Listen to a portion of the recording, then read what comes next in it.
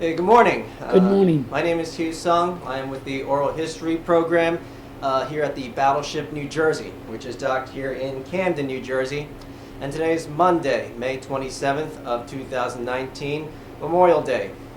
We are on board the Battleship New Jersey, and we have the honor of having Dr. Samuel Diambola of Collingswood, New Jersey, originally from Newark, New Jersey. And Dr. Diambola served in the United States Navy as a Lieutenant JG from 1943 to 1946. Assisting in this interview is Dr. Diambola's daughter, Leslie Diambola. And so without further ado, first I want to welcome you onto the Battleship New Jersey. And your current age, Dr. Diambola? I am presently 96 rather, about to become 97. All right, thank you, Doctor. You don't mind if I ask you to remove your cover? Remove your cover, Doctor? All right, thank you. I can see you better. Okay, so let's begin by asking how you got involved in the United States Navy and growing up at the time when this nation was involved in war. So wherever you'd like to begin. I was attending Seton Hall College when Pearl Harbor was bombed. I joined the Navy shortly after that and went on active duty in 1943. Okay. Do you remember where you were or hearing the news when Pearl Harbor happened? Yes. In order to make some money, I was parking cars. We lived next door, right across the street from a stadium. And I was parking cars and listening to the radio during the game, at which time I heard that Pearl Harbor was bound today. And I said to myself, Pearl Harbor, where is that? I was eventually able to find out and actually tour Pearl Harbor later on. Okay. Do you remember the sentiment of the people around you when it happened? What's the question, please? Do you remember the mood or sentiment of the people around you? We were all shocked. We were all shocked, and nobody knew where Pearl Harbor was. And we all wondered, why did the Japanese attack us? Okay. All right. And then let's talk about your process of getting into the Navy. The process of getting into the Navy as a officer. Any question? The process of getting into the Navy. Oh, well, I was one. First of all, I was one of 7 brothers, and we all had to join up to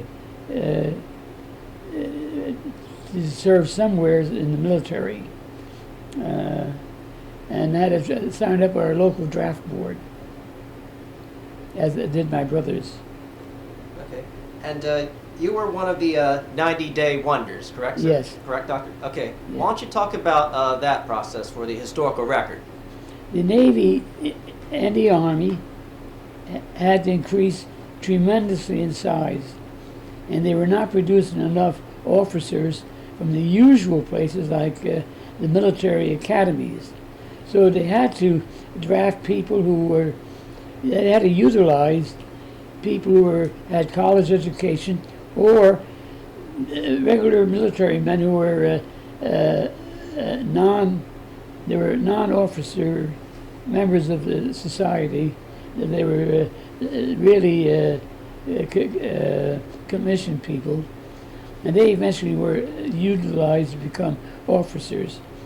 They had to go for those who were in college and had no military training, we were sent to a military institution, or an institution used by the military. I was sent to Northwestern in Chicago, and I was there for 90 days. This was the length of time in the military academy to become an officer in both the Army and the Navy. And that was in 1943, I believe. And after 90 days, I became an officer in the United States Navy. The ordinary sailor used to kid us by calling us 90-day wonders because it took us 90 days to become an officer, whereas the regular officers were trained in the military academies for 4 years. And so it was the non-enlisted, non-commissioned men had to become accustomed to have essentially college graduates who became officers after only 90 days. And they were called 90-day wonder. But they actually did a great deal of good in both the Army and the Navy. And without them, I don't think we would have done as well as we did. Oh, absolutely, Doctor. Anything you remember from your training before you actually made it to the ship? Anything you remember from the training? Like anything that stands out? The marches, the cadences? On my ship, Like anything you remember during training before you got onto the ship? I don't understand the question. Like anything that stands out from training, like the marching or the cadences? Any stories that stand out? What is your memory of the training you had? Yeah, well, the training, actually, the training was very limited because it was limited to 90 days because the need for officers was fantastic. But they crowded into the 90 days as much as they could to at least somewhat prepare us to serve in the military, be it in the Navy or the Army. And we had one or two regular Navy men who came in and spoke to us and gave us some idea. Actually, the enlisted men who were veterans took over the responsibility of much of our training. Okay, so you were trained by enlisted, right? By enlisted men and officer by officers who were not graduates from the military academies. Okay, I see, sir. So when did you arrive on the USS Tyrell? Well, let's see, 43, probably in January of 44. Okay, was this That's a rough estimate. this your first assignment? My first assignment, I was a line officer, and remember this was essentially a cargo ship with guns and so on. My first assignment was to learn how to load the ship and unload it. And so we picked up the ship. We got on the ship in North Carolina, and we trained there. We trained sailing along the Atlantic Ocean, Long Island Sound especially. And after about 2 or 3 weeks of doing this, we then went south to the Panama Canal and out to Pearl Harbor, out to Hawaii. Okay, how did this ship fit through the canal? It just about did. Okay. You could maybe about an inch difference between the widths. Okay, because this ship also had a tight squeeze. And so you said Pearl Harbor was your first stop after the canal? After our training, we went through the Panama Canal, and we went. Yes, Pearl Harbor was our first official stop. Okay, what do you remember from seeing in Pearl Harbor? Was all the damage removed and complete? We sailed as we went to our port to where we had to have the ship. We went by some of the hulks of the ships that had been sunk during the attack on Pearl Harbor. We saw some of the military ships that were only half salvaged. Okay. So we saw firsthand the damage to the ships that the Japanese did. Okay. All right, anything else you did in Hawaii before you went to Pacific? Well, Honolulu was a very modern American city. The countryside was had some small towns, but it also had a lot of plantations. They grew tropical foods. Beautiful island. I remember a shipmate of mine said that, who came from Brooklyn, said, when the war is over, I am going to move to Honolulu. And I think he did. Yeah, I've been there once. Very good place. Yeah. All right. Before we talk about going to Pacific, why don't you talk about your duties as a line officer? Our ship was primarily a cargo ship with guns. And our main ship was to load and unload the ship. We had to learn how to load the ship, how to unload it. And that was the basic duty of an attack cargo ship. Okay. Now, But on our ship, in addition to the load, since it was an attack cargo, we had landing boats to provide for the members of the troops who came on our ship that hit the beach that we were attacking. So we had at least a dozen small landing ships on our boat, okay, in our ship. so those crafts were part of your cargo, right? Attack cargo, yes. Okay. Anything else that consists of the cargo? No, it's just that we had to learn how to load and unload the ship. When we hit a beach, it wasn't our ship that hit the beach, it was our small boats that hit the beach. We would be maybe a half mile off the beach, lower these small attack boats, put the troops in them, and they would hit the beach, and then they would come back to us. Okay. So you did have Marines on board, right?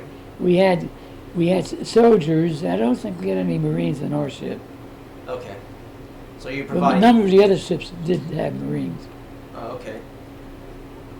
Were you in charge of like a group of enlisted, or maybe some other officer under your command? I was a young officer, and I had enlisted men under my command, but very limited. Remember, this was a ship, not an army. Oh, yes. What kind of armaments were on board? You said there were guns. Were they like 40? We had some. We had a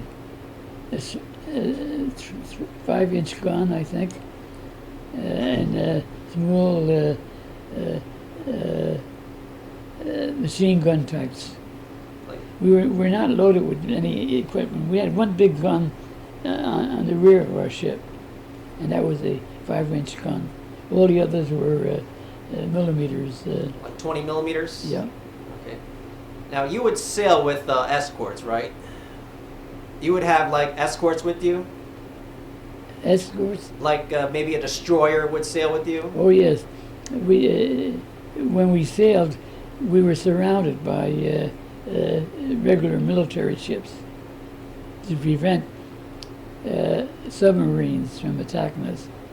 Okay, of all types. So you would have cruisers, destroyers, and maybe a battleship with you? They were part of the invasion, but they were not too close to it. We saw them. Yeah, they were all in the invasion of Okinawa. We had all types of ships.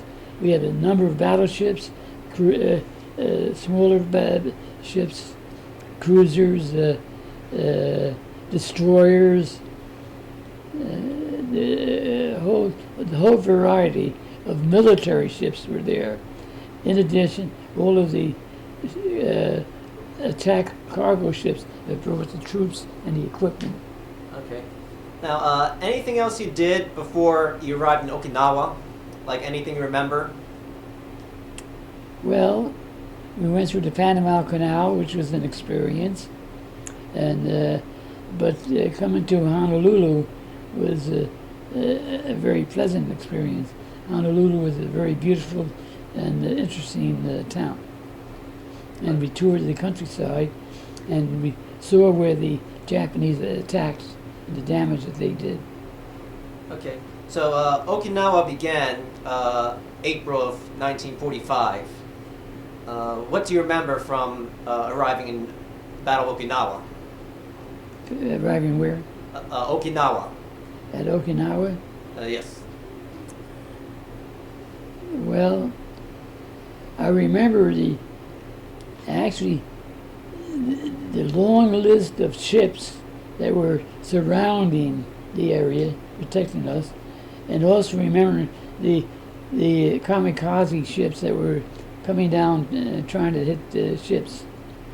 We were hit by a kamikaze that came down. Your ship or another ship in your group? It hit my ship and then went into the ocean.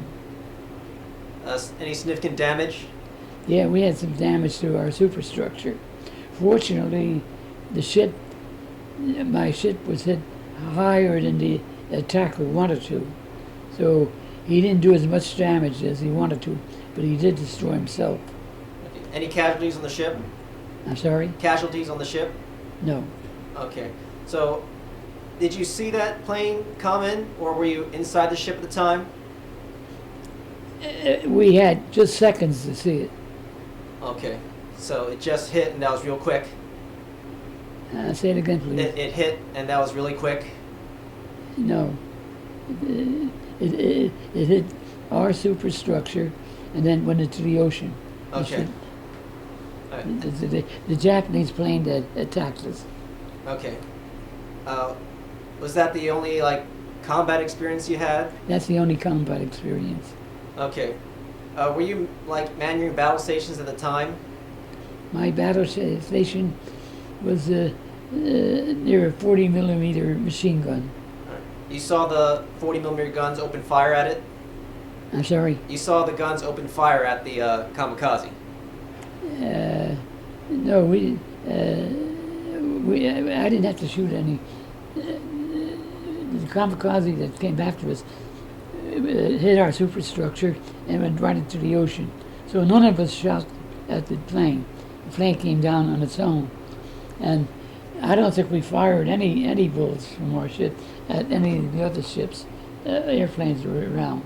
But a number of the ships had to fire at kamikazes that were coming down at them. But we didn't have to do much. Okay, so you didn't open fire due to risk of friendly fire? Were you too close to other ships? I'm sorry. You didn't open fire, was it because you were too close to other ships and there was risk of friendly fire? No. All right, because sometimes I heard that that's kind of what happens. You were too close and couldn't open fire. I don't understand the question. Oh, from what I've heard, if the ships were too close to each other and an airplane attack and you opened fire, there was a risk of friendly fire. Well, we were close to each other, relatively speaking, and the plane they could well have hit the ship in front of us, but it missed them and hit our superstructure, and then went into the ocean and exploded. And as I said before, nobody in my ship was hurt. We're lucky. Okay. But it could have caused more damage. Okay. Did you get close enough to shore in Okinawa? To actually watch the beaches? Did you come close enough to the shores of Okinawa to watch the beaches? I saw the beaches, and our boats, we had, on our ship, we had these small landing boats, and they load up on our ship, and they hit the beach, and we saw the beach. Okay. You saw any artillery from the naval gunfire support or the planes coming in to bomb the beaches? No. All right. Okay, so you're probably too far away for that. I can't. I don't understand the question. Did you see damage there on Okinawa from the war? Okinawa, not really. We unloaded the troops, the troops, and all the equipment, and we got out of there as quickly as we could to go back and reload. And then by the time we got back to Pearl Harbor, they used us for something else. Okay. Were you still there when the battle ended, which is like June of 1945? Were you still at Okinawa when the battle ended? Were you still at Okinawa when the battle ended? No, we had sailed away. Okay, so you were out of there before it ended. You're right. Okay. Then we returned. But you were in the Pacific though, I was right? in the Pacific, yes. You were still in the Pacific. Yeah, I was still in the Pacific. We had returned to Pearl Harbor to supply and pick up more troops and so on. Okay. Did you hear news about the battle ending? Like, how did the news of the battle ending get to you? They passed the word around. They probably notified all the ships. The war wasn't over then, but the battle was over, and we were getting ready now for the invasion of Japan proper. Yes. And, of course, that was cut short with the atomic bombings. Right, exactly. Which could well have saved my life, Oh, yes. as it could have many other troops. Okay, do you remember hearing the news about the atomic bombing getting to you? Say the Do question. you remember hearing about the atomic bomb being dropped? Yes, everybody heard, and we were all very happy about it because it brought an end to the war. Okay. Now, Germany surrendered May of 1945, and then Japan surrendered August 1945. Do you remember getting the news about the surrenders from both countries and how to compare? Do you remember hearing the news about the surrendering of Japan, of Germany and then Japan? I think we did. How did you hear the news? Well,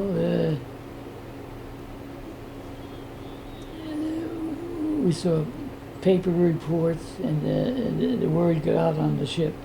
Well, the surrender of Japan, of Germany, we knew because we were in port when that happened, and then we went to sail and attack Japan. But we knew in attacking Japan that Germany had surrendered before we attacked Japan. Right. So how was the reaction of the crew? Oh, we're all very happy, you know. And then when Japan surrendered, oh boy, we really celebrated. I was on the high seas at the time. Oh, absolutely. So when did you arrive in Japan? Shortly after their surrender. Shortly after. They needed a cargo ship, which is really what I was on, to bring equipment for the ships that were now landing in Japan.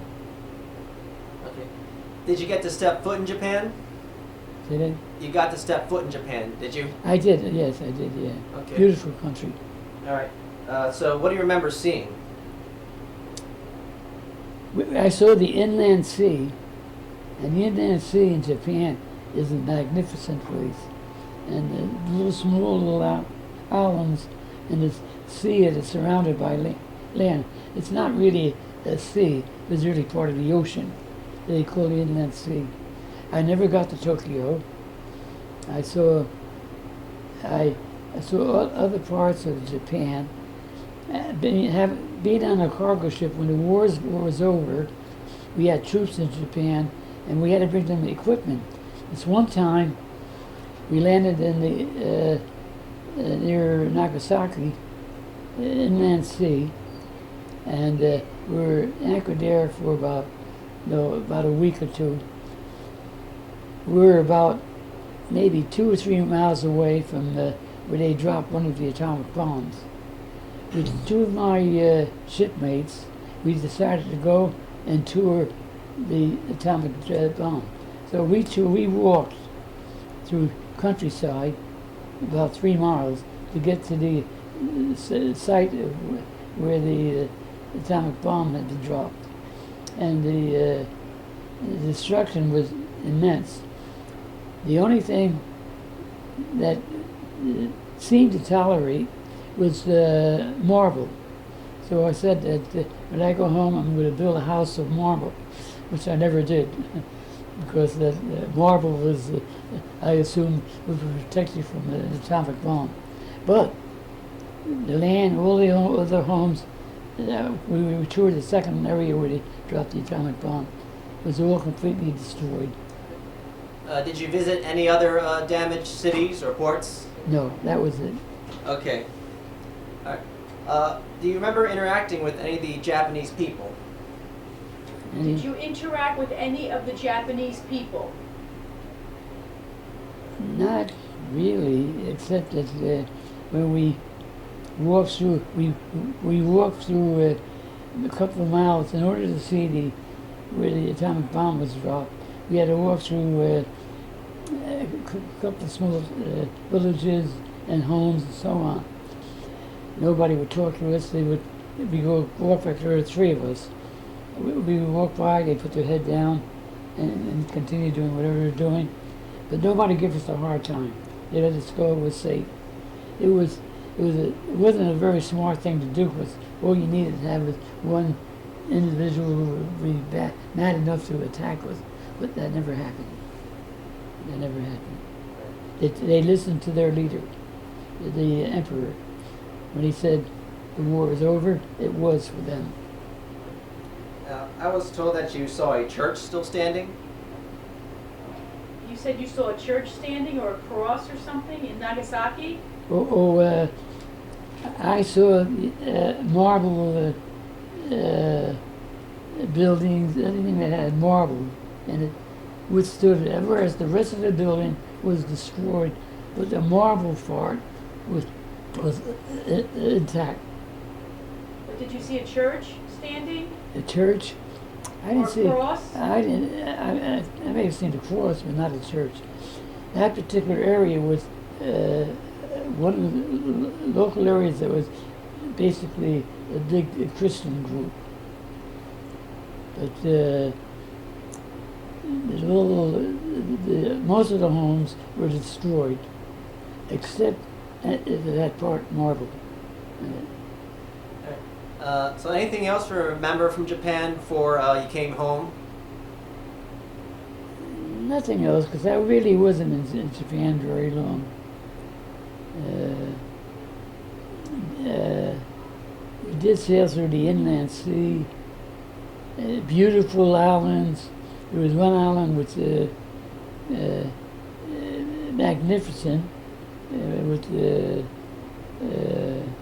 beautiful hill going up with a couple of magnificent homes. This was away from Tokyo. Now, of course, the war is over, and now it's going to be demobilization. There was a campaign called Operation Magic Carpet, in which you were bringing troops home. Do you remember participating in that? Like, was your ship bringing troops home? Did you participate in There's Operation Magic Carpet, but it was bringing troops home. That was the whole Operation point. Magic Carpet, bringing troops home? Do you remember participating in that?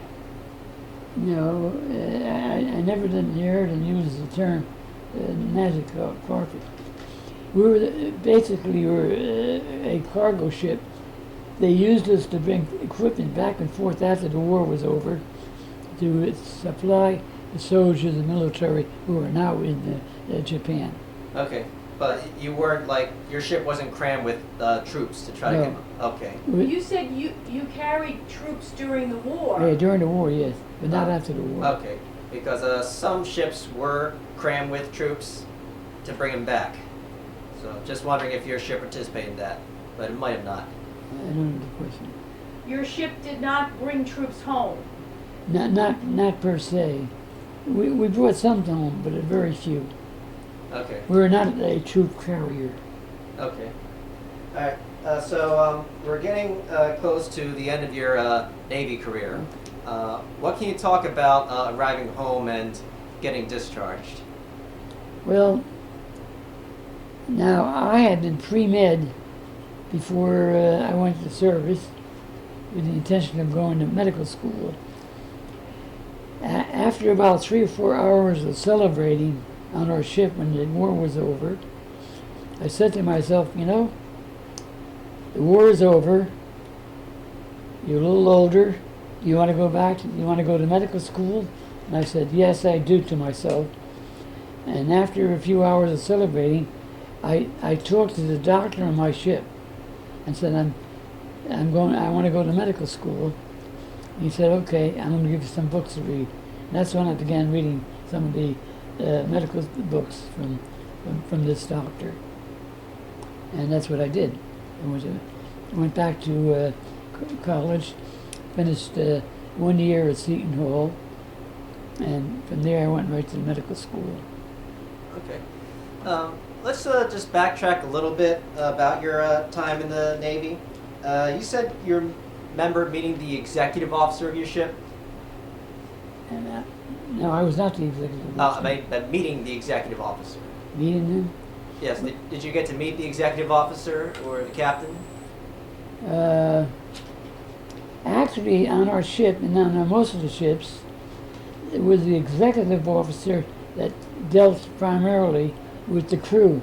The captain ran the ship, and he lived a solitary life in his own room. And if he wanted to see anybody, he would have them come up to see him. But going back and forth, it was, and even at having a mess hall with the officers, the captain met all by himself. The executive officer met with all the other officers. So essentially, it was the executive officer who ran the ship for the captain. Okay. How was he personality-wise? How was the executive officer personality-wise? He was a good guy. We had a good guy. He was, yeah. Okay. Yeah, a good guy. Because the executive officer could be a feared guy too. He could be feared. Was he feared? Not really. Not really. The captain, we didn't know enough about the captain. He was really a merchant ship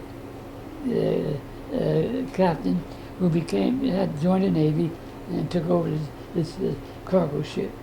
He was not a true military West Point or Annapolis graduate. Okay. How was the interaction between the officers and enlisted? Anything you remember or stands out? The officers and the who? And the enlisted. And the enlisted? Yes. Like how was the It relationship? varied. It depends upon the individuals. Some of them got along pretty well, some did not. Right. Each had his own responsibilities. We had engineers on the ship because they had to run the ship. We had staff officers who ran the crew, and we had people who learned how to load the ship and unload the ship. Okay. And a lot depended upon the personality of the individual. The same people who were hard to live with as you would in industry. If you worked in industry before you were in the service, you had to meet people, officers, or not officers, but executives, who you could live with, and those that you said, gee, I would never want to stay with him. So they had people, officers who knew how to deal with the enlisted men, and there were officers who should have been doing something else. Yes. All right. So we're concluding the military career portion of this interview, but we'll have a chance to sum up everything later. But we're going to switch and talk about your military family. You were one of 7 brothers, correct? Yes. And yes. Did all serve, or most serve? Yeah, they all served. There was 4 in the Army and 3 in the Navy. Okay. Anything you want to talk about your family's military background, like all 4 serving? I'm sorry, all 7 serving? You want to know what what About we your did? brothers. Yeah, I had one brother who became an officer, and he served in the military. I later found out that he was in charge of the military protecting the Panama Canal. Was that Uncle Joe? Uncle Joe, yeah. Mention the names. Yeah, and my brother Joe, he had gone to college to Fordham, and I went to Seton Hall. We were the two officers because we had gone to college. All my other brothers served in various. Two were in the Navy, and the others in the Army. So three of us served in the Navy and 4 in the Army. One Navy officer and 1 Army officer. Do you remember what the other brothers did? Tommy? The variety of jobs. My brother Tommy was an artist, and they utilized his service there. The others were regular soldiers, and my 2 brothers who served in the Navy. One brother served in the submarine, and the other served on the attack ship. What did Freddie do on the submarine? I have no idea. Anything else to say about your family's military service? Anything else you want to say about your family's military service? What was it like for everyone to be back home? Well, they had a variety of experiences. None of my brothers served in Europe. They served mostly in the Pacific, in various areas. Again, 3 in the Navy and 4 in the Army, and they had various jobs. I don't think any of them really wanted to talk about their experiences. Okay. And you also had a best friend who unfortunately was killed in the war. If you want to talk about him? You want to talk about your best friend who was killed in the war? Yeah, his name was John Ciccone, Ciccone. He was in Europe, and he was, I think, probably killed in the Battle of the Bulge. And it was very sad, obviously for me, very sad experience. He's a great guy. And how did you honor your friend? Hmm? How did you honor your friend? I named my son John after him. Did you grow up with this friend, or where'd you meet him? Did you grow up with John, or where'd you meet him? How did you know John? Oh, we went to the same high school, and we were teammates on the fencing team, and we both went to Seton Hall on scholarships through the sport of fencing. So we lived a few blocks away from each other, but I know him primarily from the fencing team. Okay, so we're just about coming to the concluding questions of this interview. So the first one is, how did the Navy impact your life? Did it do anything with pursuing your medical career? How did the Navy impact your life?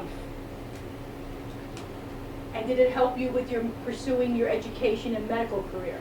Well, being in service, like as all military people, we had the opportunity to go to college. I had already started college at Seton Hall on a athletic scholarship, but a lot of my other friends had never thought about going to college, but they ended up, and so as a result in high school, they fooled around, and they weren't great students. Suddenly, on getting scholarships, they suddenly became serious students, and it was amazing how they impressed me. I already had experience of college. I had 1 year of college before going to service. So I was in college on an athletic scholarship.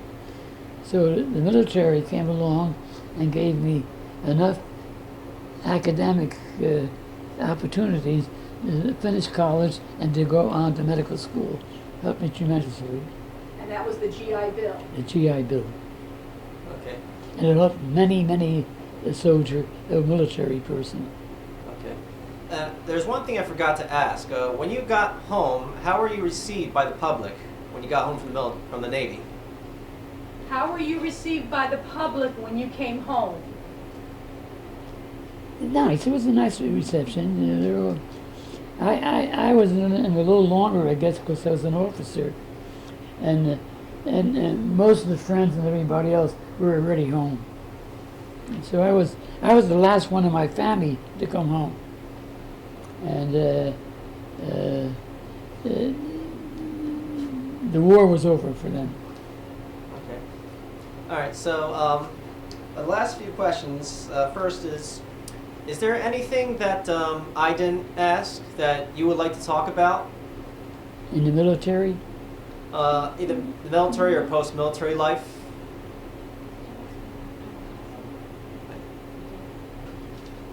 Like anything that I didn't ask that you'd like to talk about? Anything else you want to talk about that you were not asked?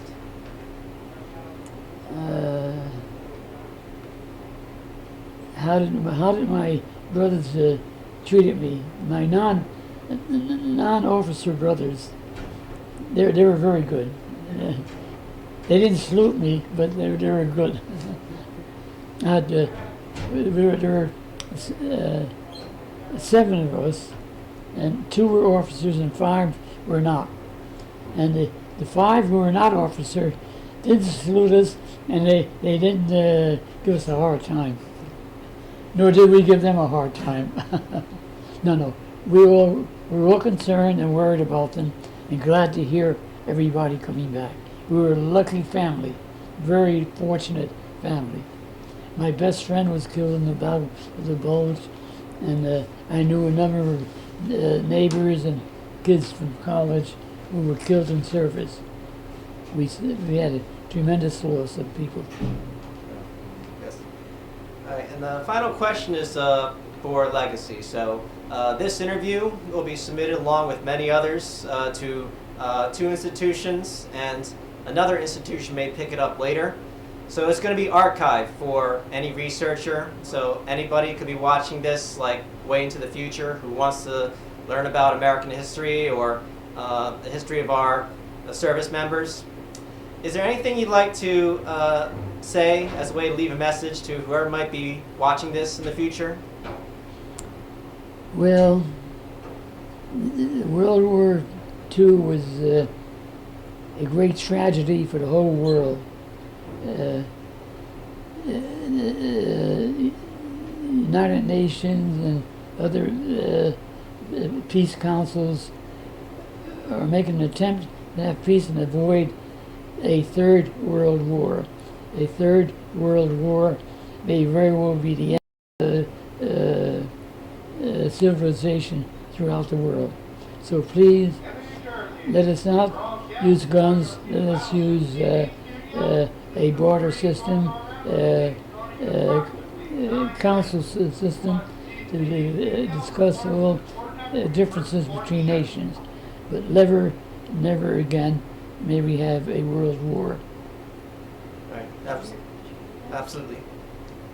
All right. So I guess in that case we can conclude this interview. So first of all, Dr. Samuel Diambolo, I want to thank you for your service and taking the time to join us. So once again, my name is Hugh Sung. I'm with the Oral History program here at the Battleship, New Jersey, which is docked here in Camden, New Jersey. And today is Monday, May 27th of 2019, Memorial Day. And our interview guest is Dr. Samuel Diambolo of Collingswood, New Jersey. So this recording and any abstracts, indexes, or transcripts made from the recordings will be stored in the Oral History Department here at the Battleship, New Jersey, as well as the Library of Congress Veterans History Project and the New Jersey State Library. All recordings will be made available to writers, researchers, teachers, and historians. And I'm Hugh Sung, signing off. Okay, good afternoon. We're back.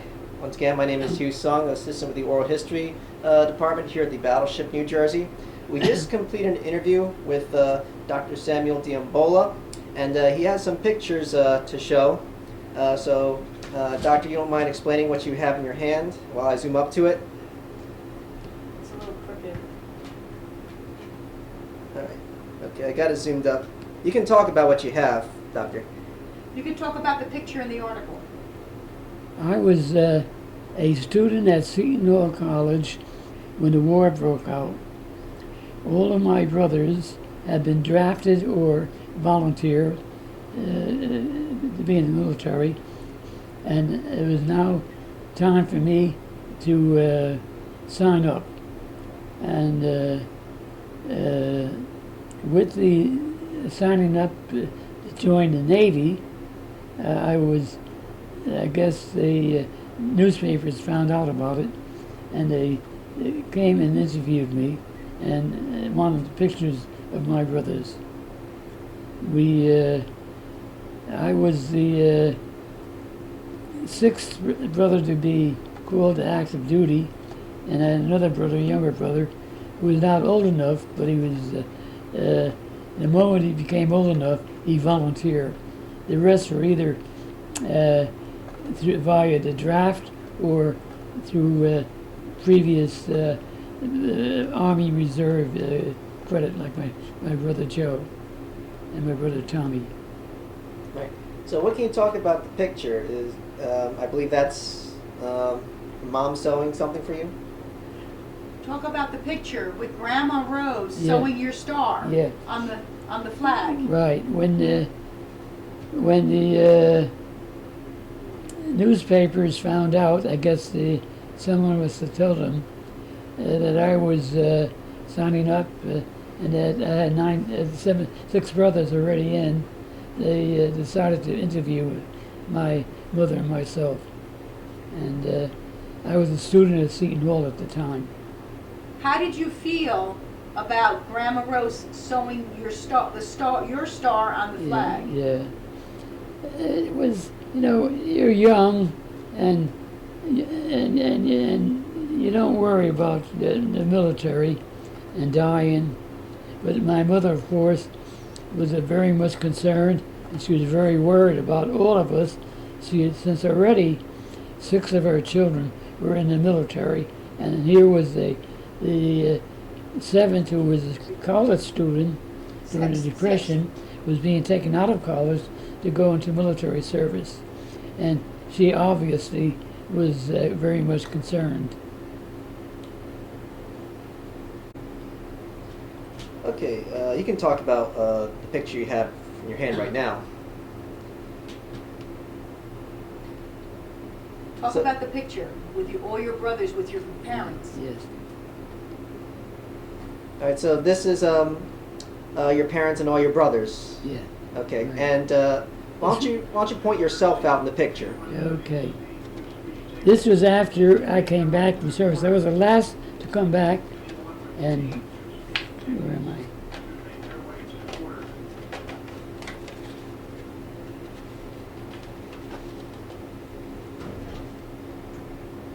Here, let me zoom out.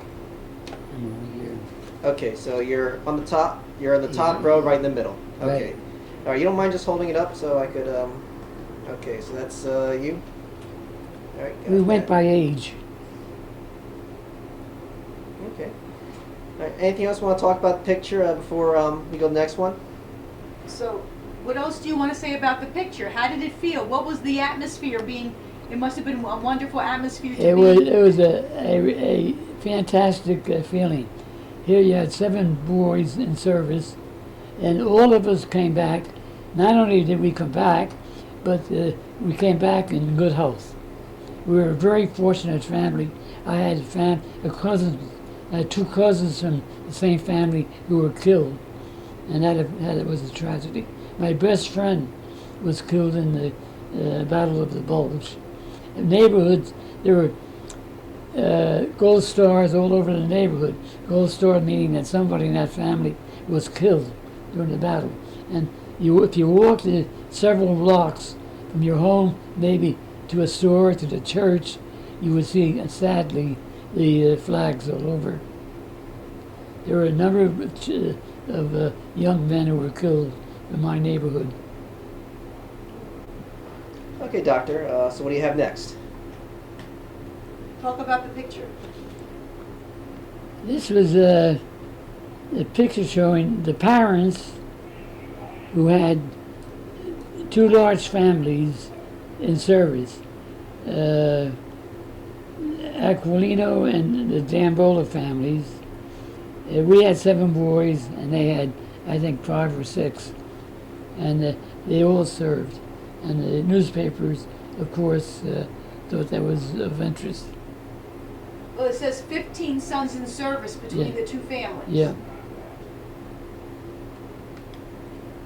And they were. Okay, Doctor, and that is you?